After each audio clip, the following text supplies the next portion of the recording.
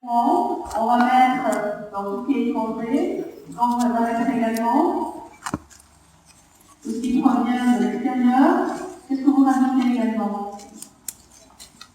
Vous rajoutez le soi modifié ou transformé, c'est-à-dire tout ce qui appartient à votre organisme, mais qui a été modifié et transformé. Donc votre système immunitaire va vous défendre contre tout ce qui provient de l'extérieur, mais également contre le soi modifié et transformé. Par définition, votre système immunitaire est tolérant vis-à-vis du soi normal. C'est-à-dire, quand tout va bien dans votre organisme, votre système immunitaire ne s'attaque pas à votre soi normal.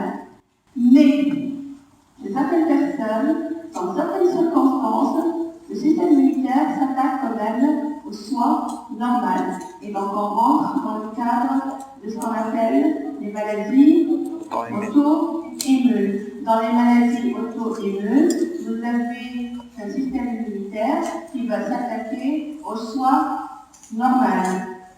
Et vous avez également ce qu'on appelle l'auto-immunité physiologique. Là, donc, vous avez, si vous voulez, des cellules qui reconnaissent le soi avec une forte affinité, mais vous n'avez pas de lésions tissulaires, de lésions d'organes, vous n'avez pas de clinique. C'est ce qu'on appelle l'auto-immunité physiologique. Par contre, dans l'auto-immunité pathologique, vous allez avoir des constituants, un système immunitaire qui s'attaque au soi avec des lésions d'organes et de tissus et une symptomatologie clinique, ce qui va vous donner ce qu'on appelle les maladies auto-immunes. Mais par définition, chez une personne normale, le tissu ou le système immunitaire, il est tolérant vis-à-vis du soi. Alors ce système immunitaire, il est organisé en organes et tissus. Qui parle d'organes et de tissus, ça veut dire que vous avez des cellules, et donc vos organes, les organes du système immunitaire sont divisés en deux types d'organes. Vous avez les organes lymphoïdes primaires ou centraux, et vous avez les organes lymphoïdes secondaires ou périphériques. Alors, dans les organes lymphoïdes primaires ou centraux, vous mettez quoi? Vous mettez la moelle osseuse et le thymus, et dans les organes lymphoïdes périphériques ou secondaires, les ganglions lymphatiques et le tissu lymphoïde associé aux muqueuses, c'est ce qu'on appelle le MALT. D'accord? Donc, ganglion lymphatique, tissu lymphoïde associé aux muqueuses, donc représente les organes lymphoïdes périphériques ou secondaires. Moelle osseuse et thymus représentent les organes lymphoïdes centraux ou primaires ou la primitive. Alors, les organes lymphoïdes primaires assurent un certain nombre de fonctions et les organes lymphoïdes périphériques ou secondaires vont assurer également d'autres fonctions.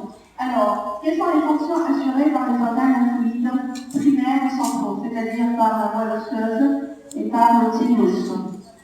Production des cellules immunitaires. Oui.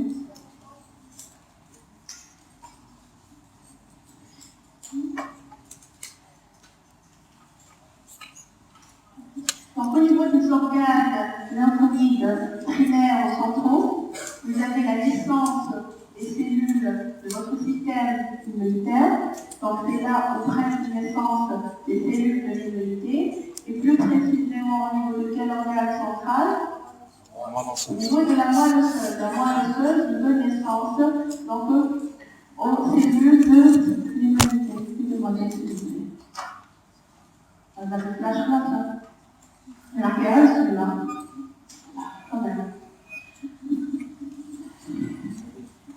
Alors, vous avez donc naissance des cellules de l'immunité au niveau de la moelle osseuse. D'ailleurs, la moelle osseuse est l'organe hématopoïétique.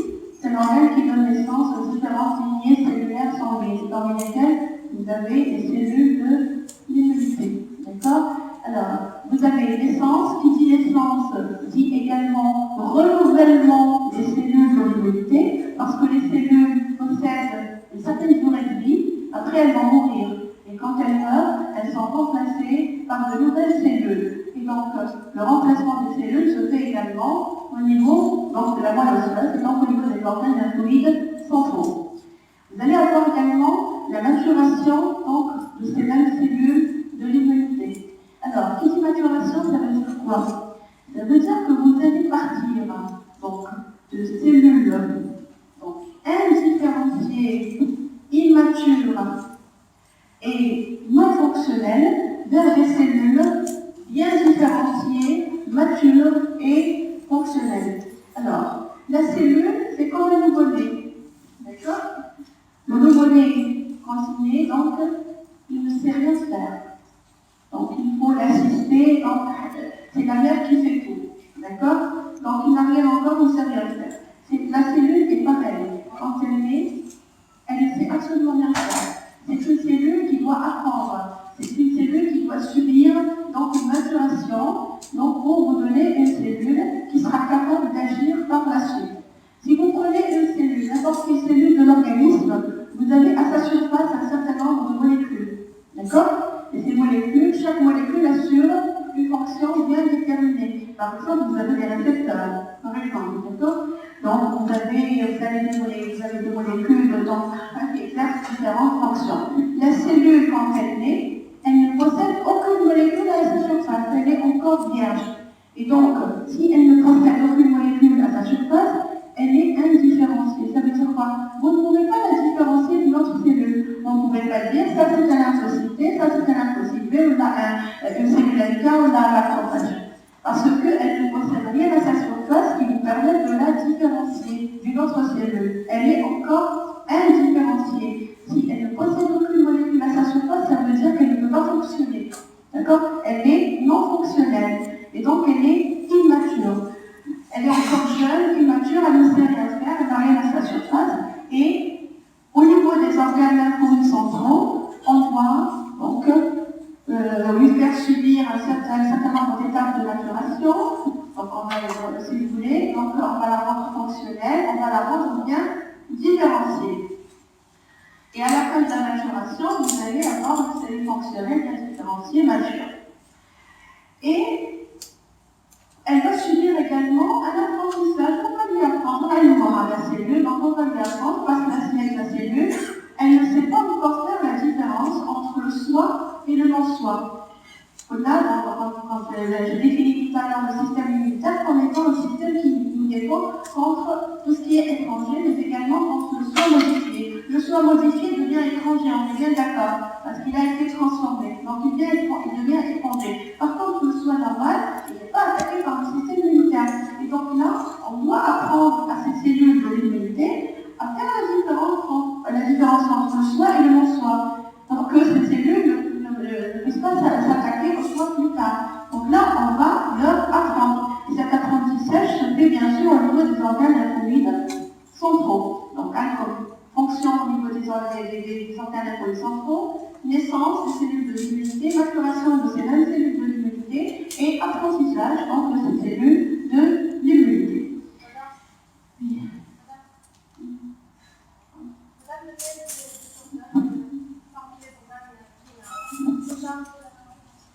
Pardon? Les deux assurent la maturation. Donc les deux assurent des grandes fonctions, ce que je viens de citer. Naissance. La naissance, c'est uniquement la moelle osseuse. On est bien d'accord. C'est la seule qui s'occupe qui va vous donner naissance aux différentes cellules de l'immunité. Par contre, la maturation et l'apprentissage se fait au niveau des deux organes, c'est-à-dire moelle osseuse et thymus. Et on va commencer par la moelle osseuse. Ce qui s'applique à la moelle osseuse s'applique aussi, mais ça c'est pareil, c'est la même chose, d'accord? Mais on va parler du thymus tout à l'heure. Alors la moelle osseuse, comme son nom l'indique, donc vous allez la retrouver au niveau des os. Alors la moelle osseuse, c'est un double organe, c'est un organe hématopoïétique, mais également un organe lymphoïde central. Organe hématopoïétique parce qu'il y a deux naissances différenciées cellulaires sanguines, parmi lesquelles donc, vous avez les cellules de l'immunité, et organe lymphoïde central, tout simplement parce que au niveau de la moelle osseuse, vous allez avoir la maturation et l'apprentissage des lymphocytes dans les organes lymphoïdes centraux. D'accord? Alors,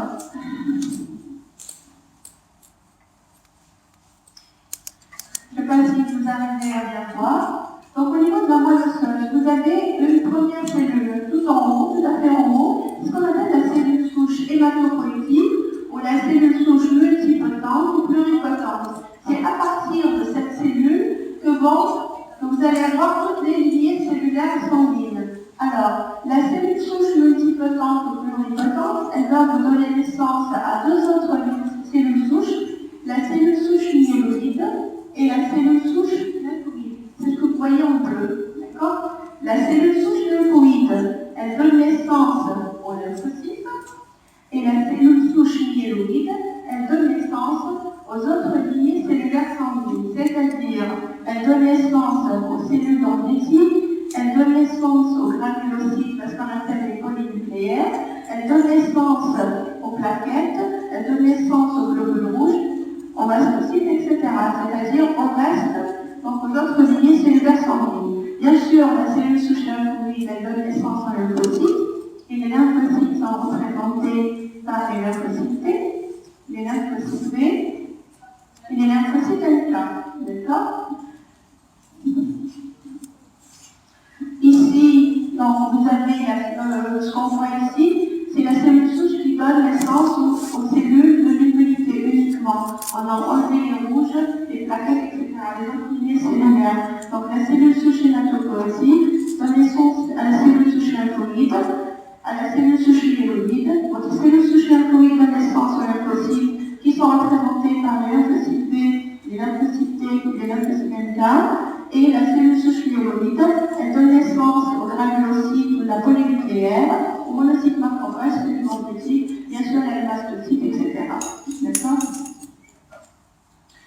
Alors, que se passe-t-il également au niveau de la moelle osseuse?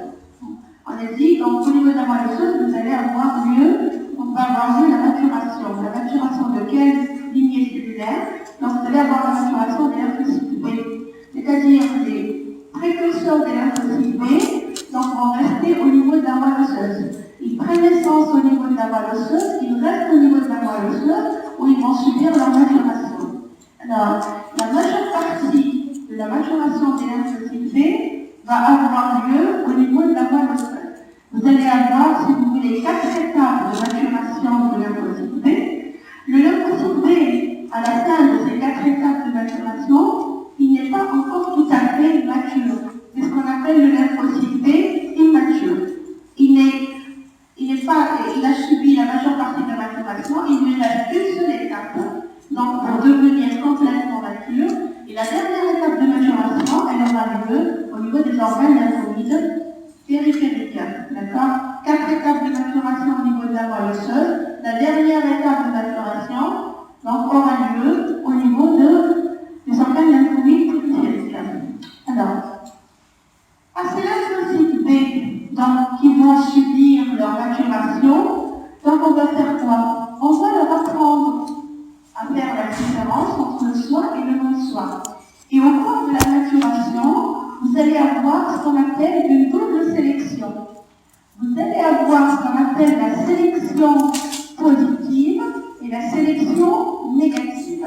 Alors, que veut dire sélection positive?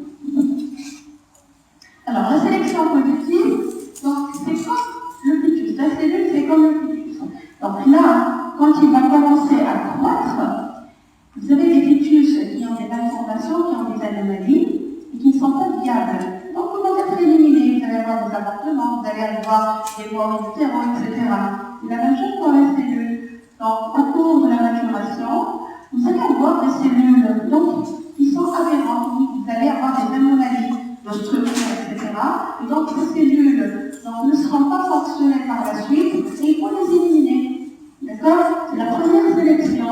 Donc, on va prendre uniquement les cellules où il n'y a aucun problème, aucune anomalie. On va sélectionner positivement. C'est-à-dire, on ne garde que ce qui est normal. C'est ce qu'on appelle la sélection positive. Ça, c'est la première sélection. On lymphocyte B, on l'a sélectionné positivement, c'est-à-dire des lymphocytes B pour qu'il n'y a aucun problème, aucune anomalie. À ces lymphocytes B, on va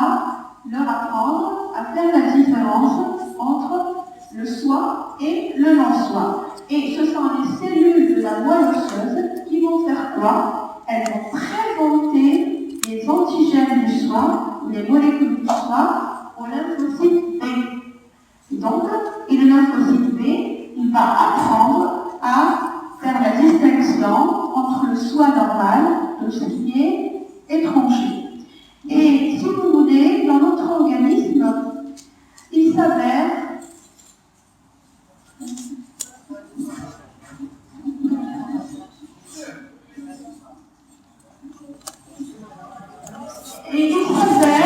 donc, dans notre organisme, il y a beaucoup, la majorité des lymphocytes B reconnaissent le soi avec une forte affinité.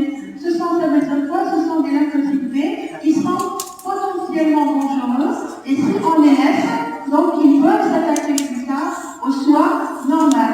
Alors qu'est-ce qu'on va faire? À ces lymphocytes B qui reconnaissent le soi avec une forte affinité, on va les éliminer, d'accord?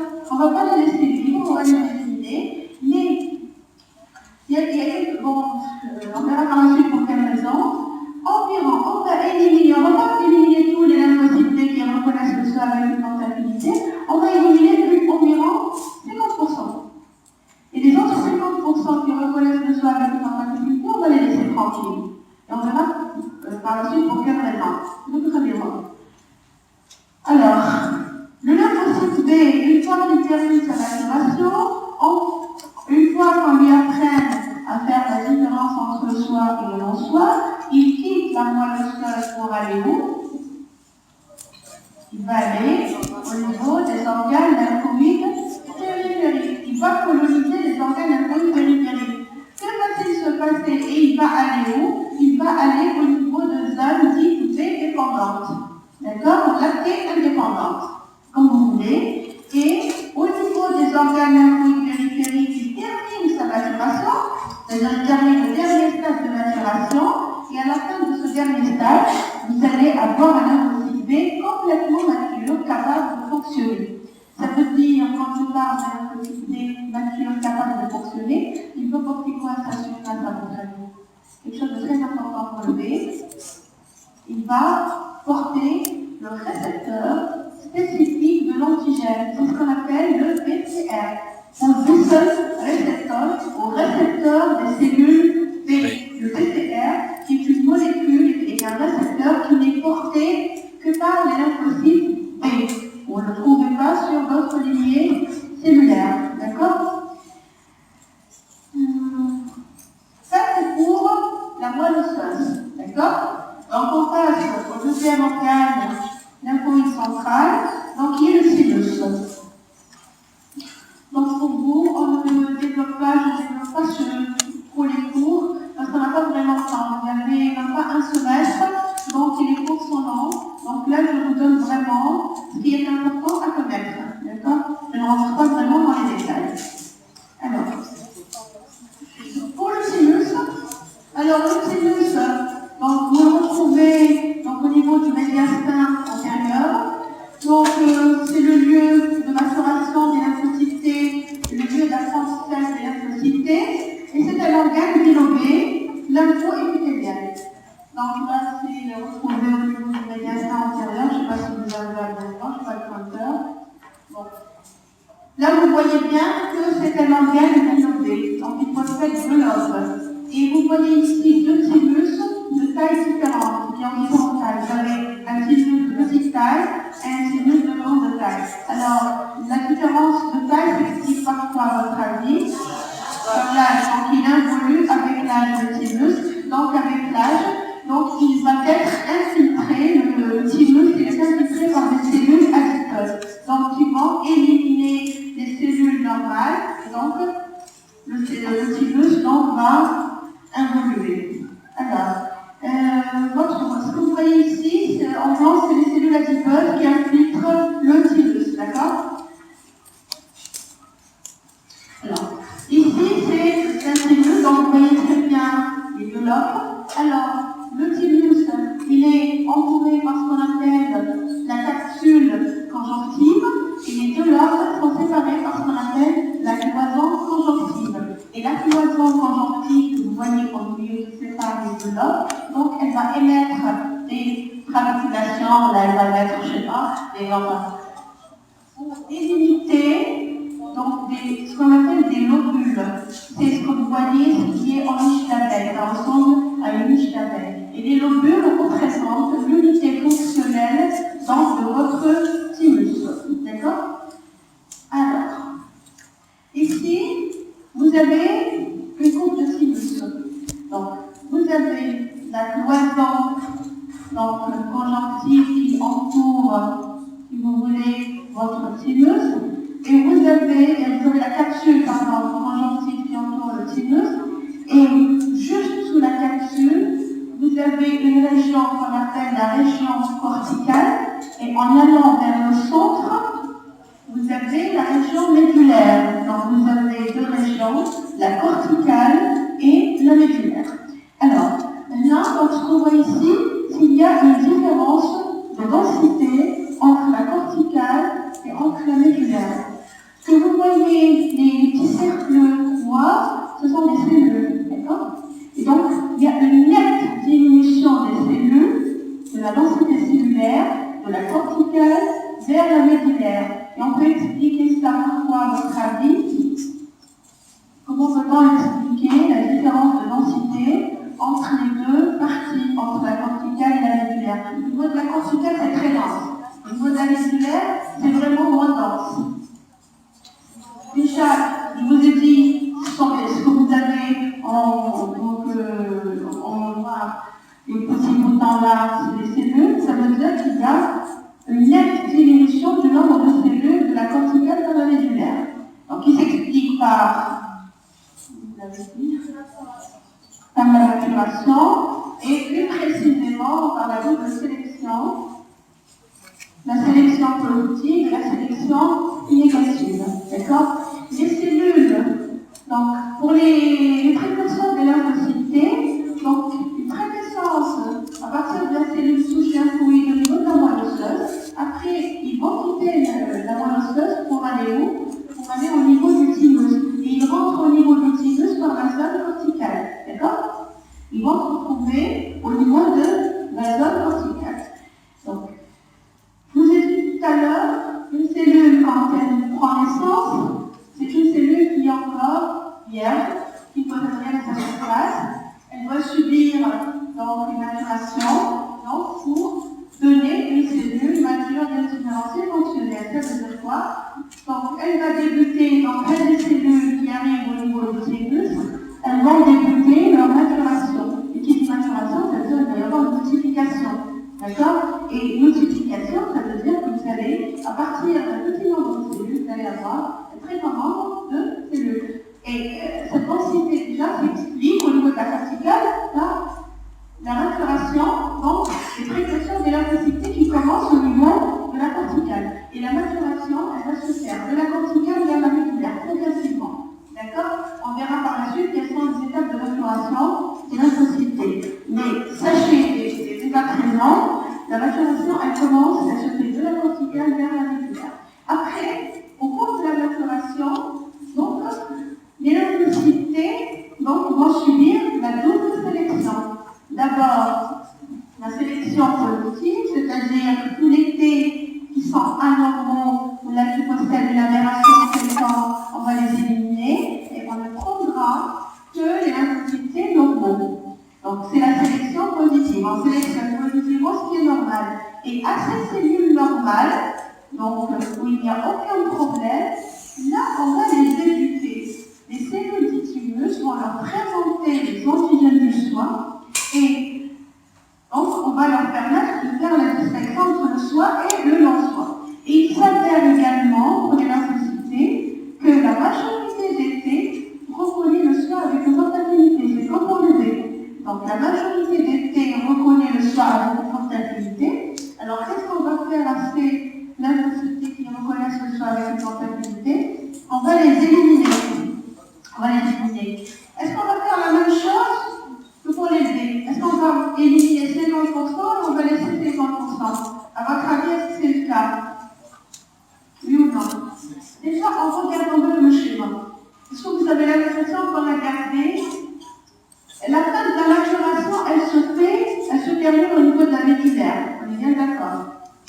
Et après, à la fin de la maturation, on va présenter aux lymphocytes les antigènes du soin.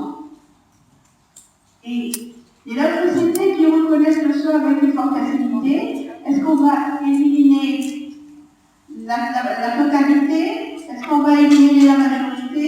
Ou là, est-ce qu'on va éliminer environ 50% comme pour les B? En regardant le schéma. Est-ce que vous avez l'impression qu'on a tout éliminé? Est-ce que vous avez l'impression qu'on a éliminé la majorité?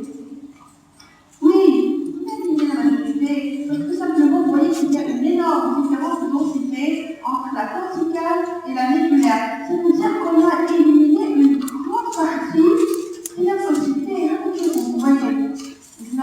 Le nombre de cellules qui ont au niveau de la corticale et en bas, le nombre de lymphocytes au niveau de la médulaire. Il n'est pas important le nombre. Alors, est-ce qu'on a tout éliminé? Parce que parmi les lymphocytes, il y a ceux qui reconnaissent le choix de l'ultracapillite et on va pas les éliminer, on est bien d'accord.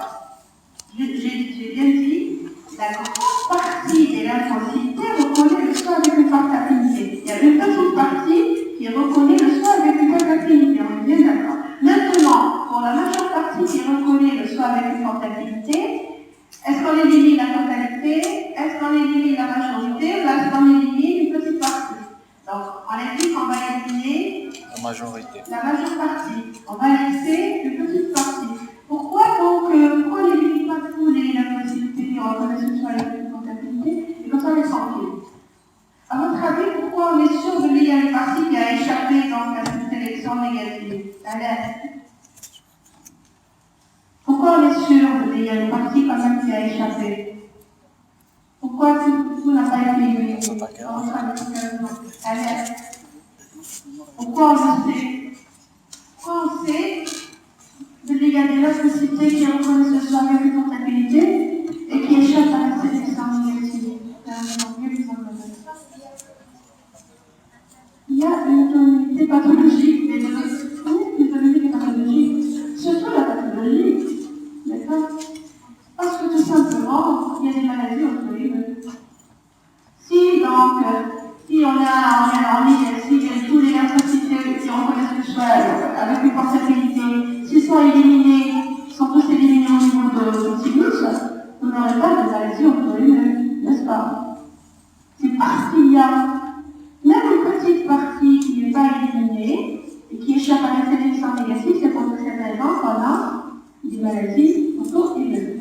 Maintenant, est-ce que tous les lymphocytes qui reconnaissent le choix avec une forte affinité, qui échappent à la sélection négative au niveau du thymus, est-ce qu'on va tous faire, est-ce qu'ils vont tous s'attaquer au choix par la suite?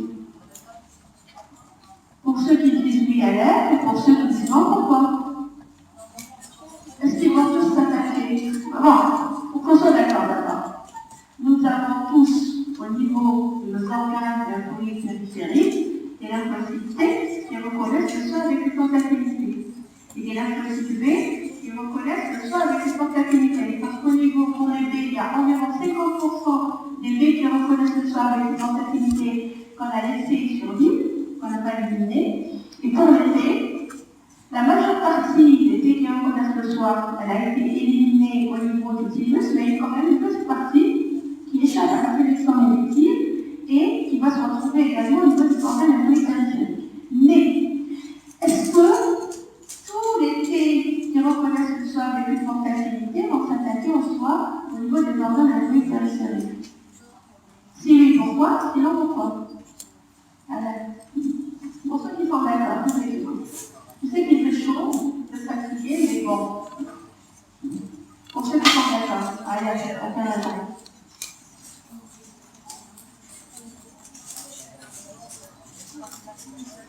On n'avait aucune idée. Bon,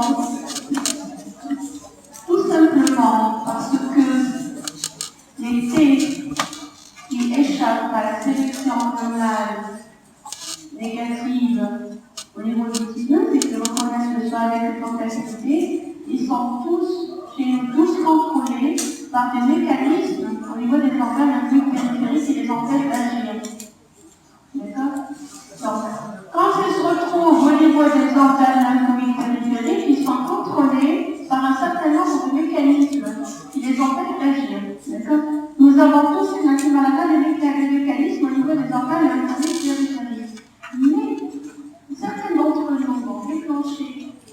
des maladies auto-immunes et d'autres non. Parce que chez certaines personnes, chez certains d'entre nous, les mécanismes nerveux qui contrôlent les lymphocytes qui reconnaissent le soin avec une portabilité, ils vont avoir un problème. Il va y avoir un problème au niveau de ces mécanismes de contrôle chez certaines personnes. Alors, chez les personnes qui font des maladies auto-immunes, il y a ce qu'on appelle la prédisposition génétique. La prédisposition génétique. Une fois que vous soyez prédisposé génétiquement à faire une maladie auto-immune, s'ajoute à la prédisposition génétique, vous avez d'autres facteurs, ce qu'on appelle les facteurs de l'environnement.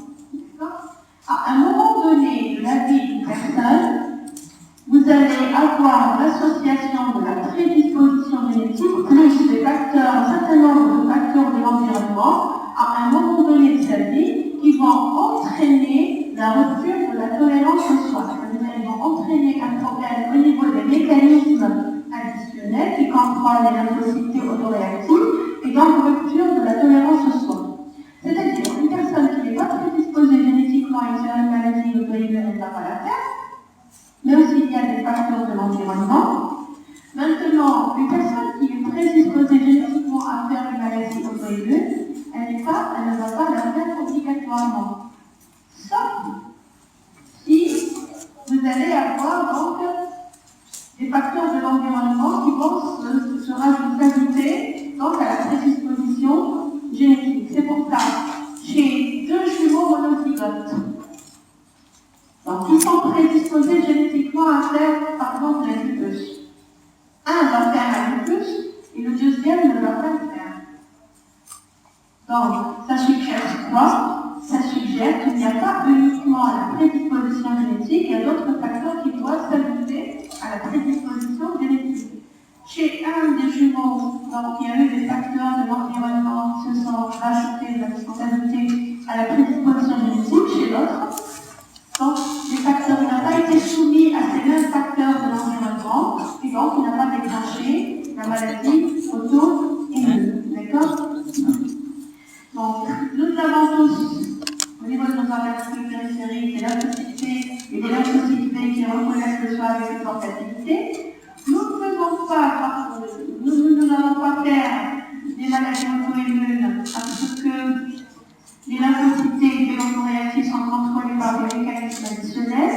Mais chez certaines personnes qui ont une prédisposition génétique à faire une maladie auto-immune, se surajoutent des facteurs de l'environnement. Il va y avoir une rupture de la tolérance au soin et apparition donc de ce qu'on appelle des maladies auto-immunes.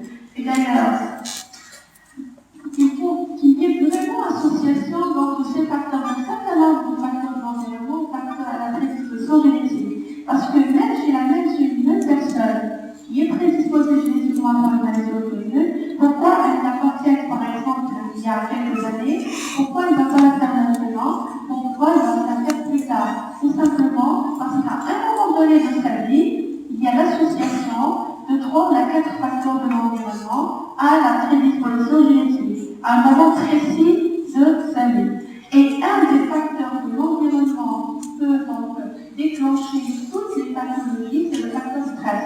D'accord? Le facteur stress déclenche toutes les pathologies, parmi lesquelles vous avez donc les maladies auto-immunes. Il n'y a pas que le stress, donc quand on fera les maladies auto-immunes, vous allez voir qu'il y a donc pas mal de facteurs qui se rajoutent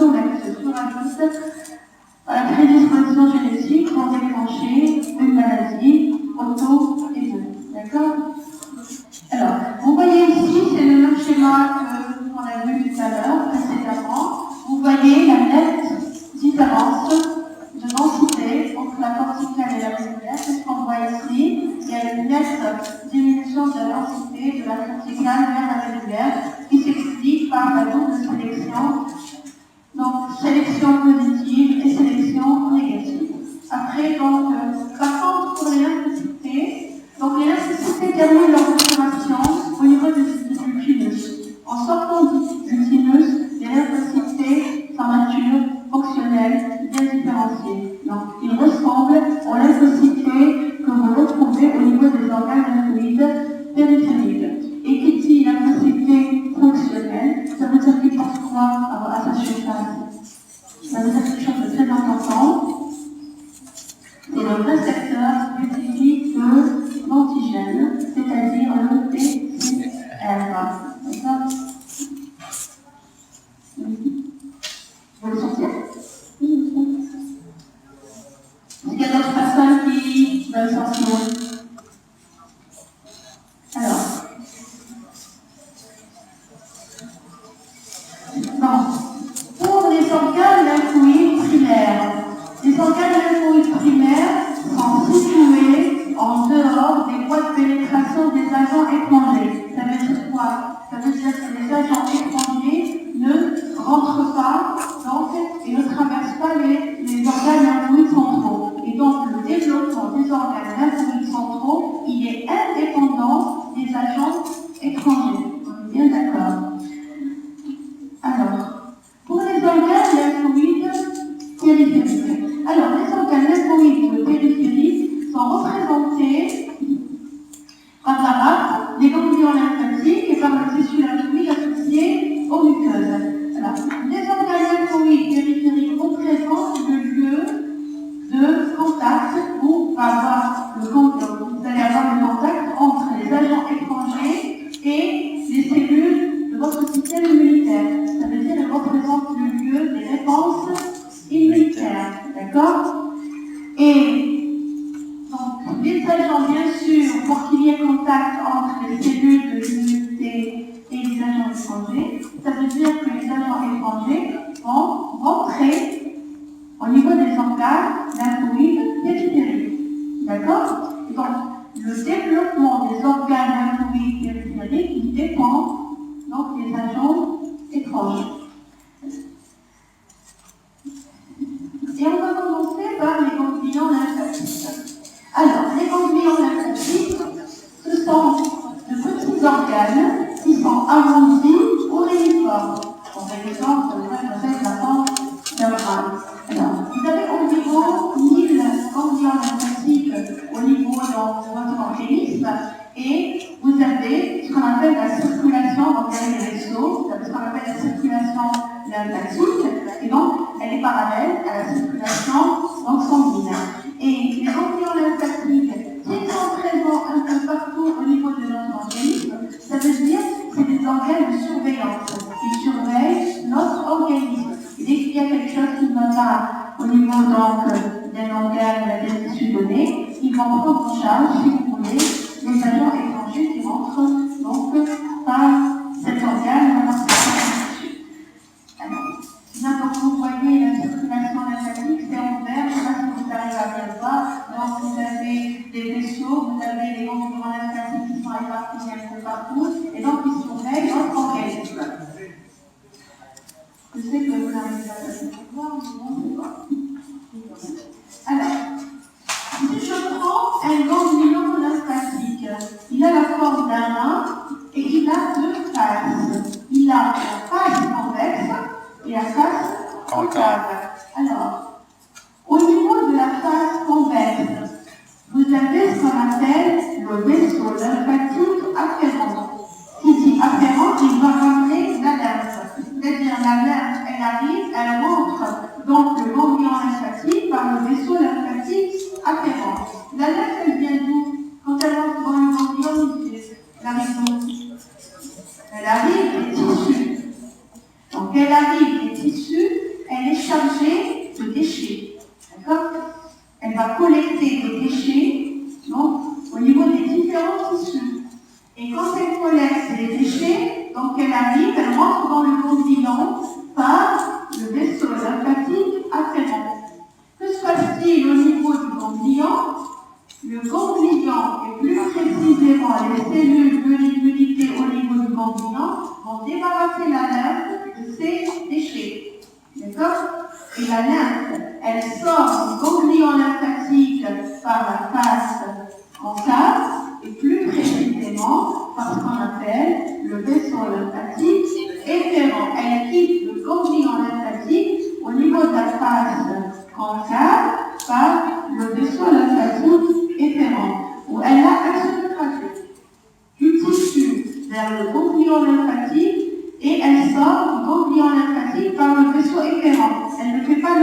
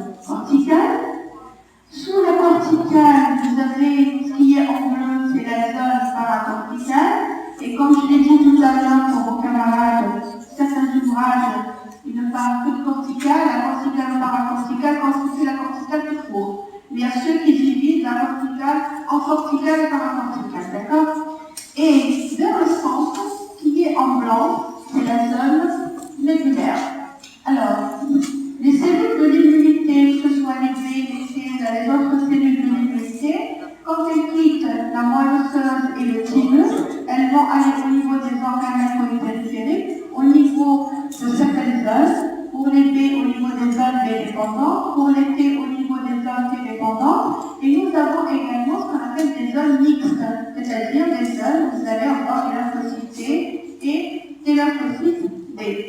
Alors, au niveau de la zone corticale, ce que vous voyez en jaune, les cercles en jaune, et donc vous avez des cercles de différentes tailles, des cercles de grande taille, des cercles de moyenne taille, des cercles de petite taille. Ce sont ce qu'on appelle des follicules lymphoïdes, d'accord? Alors, au niveau des follicules lymphoïdes qu'on voit ici, donc vous avez les lymphocytes B, d'accord? C'est des lymphocytes B qui sont organisés en follicules. C'est une zone B dépendante, donc qui est organisée en follicules. Alors, qu'est-ce qui explique la différence de taille entre les différents follicules? Pourquoi donc vous avez des follicules de petite taille, d'autres de moyenne taille, d'autres de grande taille? Bon, les follicules de grande taille, c'est les follicules secondaires, les follicules de petite taille, c'est les follicules primaires, mais ça n'explique pas la différence de taille. Le contact, oui. Donc, vous voyez très bien, donc le vaisseau lymphatique afférent, il va ramener la lymphe elle arrive chargée de déchets, les déchets sont capturés par les cellules de l'immunité, donc après, les cellules de l'immunité vont rentrer en contact avec les agents étrangers, qui dit contact, ça veut dire que ces cellules vont reconnaître les agents étrangers, qui dit reconnaissance, ça veut dire que les cellules vont être activées. Et une fois activée, la cellule va se multiplier. C'est-à-dire, à partir d'un petit nombre de cellules, vous allez voir apparaître un très grand nombre de cellules. Et d'ailleurs, pourquoi il y a une multiplication de cellules? Elle est très importante. Pourquoi donc vous avez besoin de beaucoup de cellules? Parce que pour d'abord éliminer un agent étranger, on a besoin de beaucoup de cellules. Le clone des cellules de départ sont bien suffisantes pour arriver à vous, l'agent étranger. Donc il vous faut beaucoup de cellules. Et puis, à la fin de la réponse, quand l'agent étranger est éliminé, vous allez avoir apparaître des cellules mémoire. Donc, on sait toujours qu'on a beaucoup de cellules à partir d'un petit nombre de cellules de départ.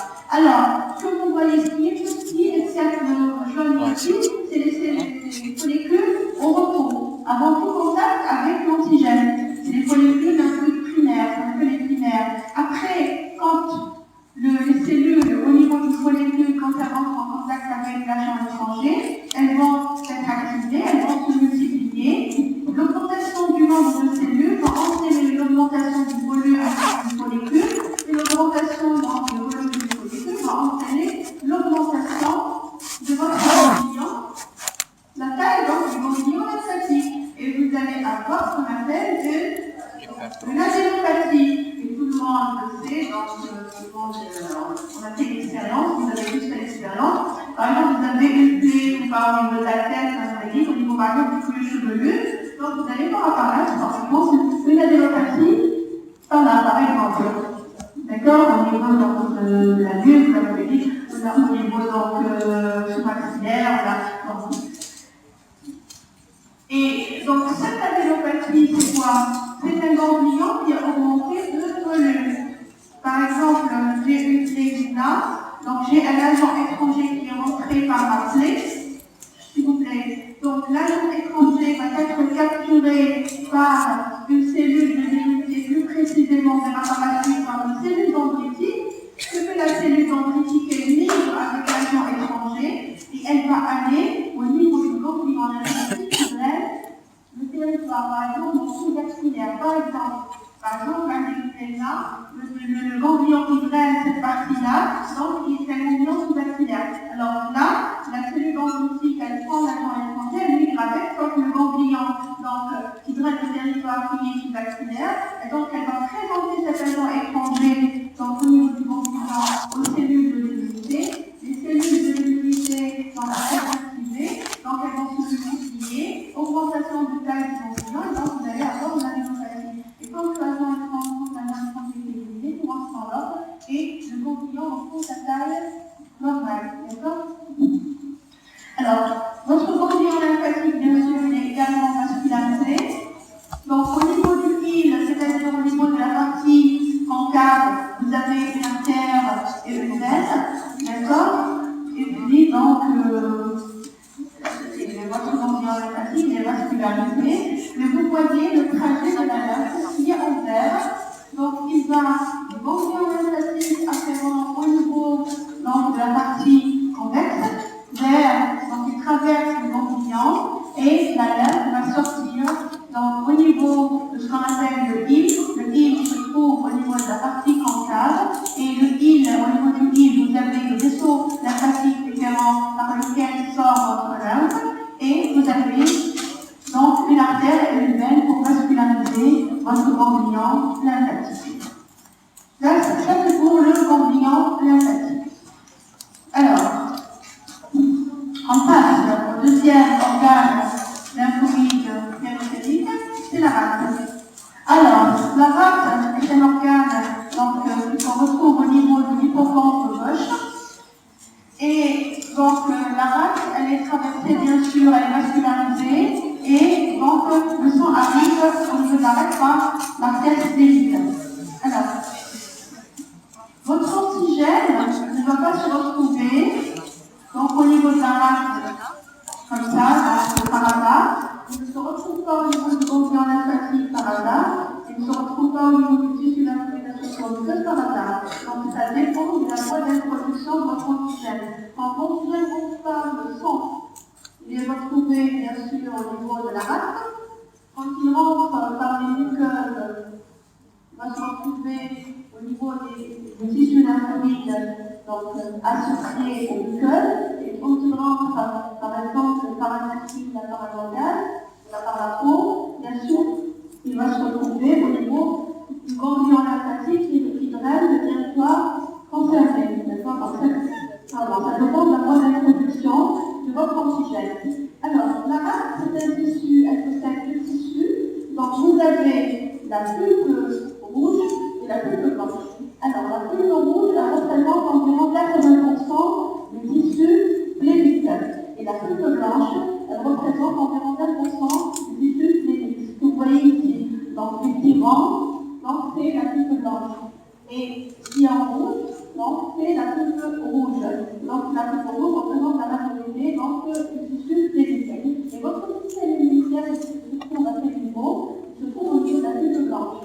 C'est-à-dire quand le sang arrive des tissus chargés de déchets, quand il rentre dans la rate, donc il est débarrassé des déchets, donc au niveau de la pulpe blanche, où vous avez votre système immunitaire. Et donc les cellules du système immunitaire, qui sont constituées au niveau, donc vous voyez ici au niveau de la pulpe blanche, donc vous avez une ramification artérielle, et autour vous avez donc le tissu lymphoïde qui est soit diffus, soit organisé également en molécules avec des zones dépendants, des zones indépendantes et des zones. Alors à ce niveau-là, donc le sang est débarrassé de ces déchets par les cellules de l'immunité. Les cellules de l'immunité rentrent en contact avec les agents étrangers, activation de nos cellules, multiplication de leurs normes, augmentation du volume de la masse, et vous allez avoir ce qu'on appelle l'augmentation du volume de la masse, une splénomégalie. Vous allez avoir une splénomégalie. D'accord? Donc, quand vous passez dans la masse, vous allez donc voir qu'elle est augmentée de volume et elle peut augmenter le volume d'une façon considérable. Donc, c'est au contact de l'antigène, la médiation étrangère avec une cellule de l'immunité. Et donc, vous allez avoir une splénomégalie. Ça, c'est pour donc, la rate.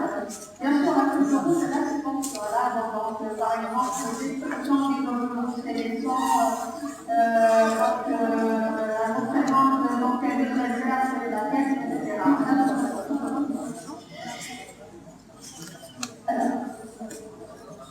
Et on termine avec le tissu lymphoïde associé aux muqueuses, s'il vous plaît. Alors, les muqueuses, donc, représentent une surface très importante dans notre organisme. Donc, vous allez partir des voies aériennes supérieures jusqu'aux voies abdominales. Et au niveau de nos muqueuses, nous avons un système immunitaire qui nous dépend à ce niveau-là. Et donc, le système immunitaire au niveau des muqueuses, comme pour les autres tissus des organes de notre organisme, vous avez des tissus lymphoïdes diffus et vous avez des tissus lymphoïdes organisés. Alors, ici, je vais parler d'une formation qui ressemble, donc on retrouve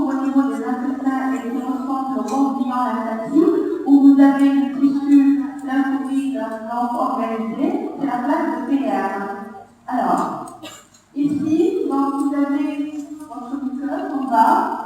Et vous avez la lumière dans l'intestinale. Et ce que vous voyez comme ça, donc des villosités. Donc vous avez au niveau des villosités, vous avez les cellules, c'est les cellules de votre épithélium, de vos muqueuses. Alors, ce que vous voyez en violet, voyez bien, vous avez en violet quelque chose avec des prolongements, avec ce qu'on appelle des pseudopodes. Alors c'est une cellule, c'est la cellule dendritique. Alors la cellule dendritique, c'est une cellule qui possède des prolongements. Elle émet ces prolongements, regardez bien, elle émet ces prolongements en deux cellules épithéliales et les prolongements se retrouvent au niveau de la lumière intestinale. Et qu'est-ce qu'elle est en train de faire? Elle est en train de surveiller et de scruter la lumière intestinale. Dès qu'il y a des gens étrangers qui passent par la lumière intestinale, elle va le capturer par ses pseudopodes. Quand elle le capture, elle va migrer avec au rayon. Elle va soit aller au niveau de la plaque de PR qui est juste sur la muqueuse, soit elle migre au niveau du ganglion qui draine le territoire. D'accord? On appelle le ganglion mésentérique. Au niveau, que ce soit au niveau de la plaque de PR, au niveau du ganglion mésentérique, vous avez la même chose, c'est organisé de la même façon que le ganglion lymphatique qu'on a vu tout à l'heure. Vous avez la ganglion la zone cellulaire, les follicules primaires, secondaires. Vous avez, donc, si vous voulez, des zones indépendantes, des zones indépendantes, des zones mixtes. Et donc, les réactions immunitaires vont se faire soit au niveau de la plaque de PR, soit au niveau du ganglion, des organismes qui viennent donc ce territoire. Et d'accord, après on verra avec plus de détails, une série qui est très importante pour la défense de notre organisme. Alors, au niveau des muqueuses, vous avez des anticorps. Tout à l'heure, pour vos camarades, on va montrer quelle est la différence entre le BCR, donc le récepteur spécifique de l'antigène présenté par le lymphocyte et par l'anticorps qu'on retrouve en solution. Alors la différence, c'est dans la conscience et dans la localisation. Le BCR, il est présent à la surface alors de lymphocyte. Il est là pour reconnaître les agents étrangers, donc il a une fonction de reconnaissance. Par contre, pour les anticorps, donc ils ressemblent au BCR, mais ils sont présents, ils sont libérés en solution dans les limites biologiques. Et ils vont assurer leur fonction, c'est d'éliminer les agents étrangers. C'est ça la fonction générale. Donc vous avez cette classe d'anticorps, vous avez les IgG, les IgA, les IgM, les IgD et les IgE. Au niveau des muqueuses, quels sont les anticorps? Quelle classe vous allez retrouver? Donc vous allez retrouver les IgA et plus précisément les IgA sécrétoires. Parce qu'au niveau du sérum, vous avez ce qu'on appelle les IgA sériques. Au niveau des muqueuses, vous avez les IgA et plus précisément les IgA sécrétoires. Est-ce que vous avez des questions?